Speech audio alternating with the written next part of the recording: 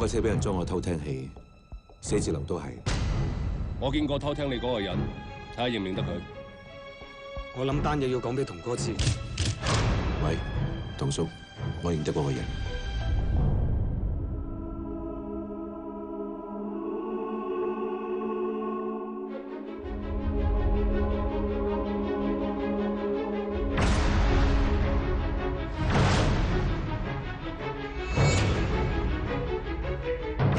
今日收市時，我要5000萬股749。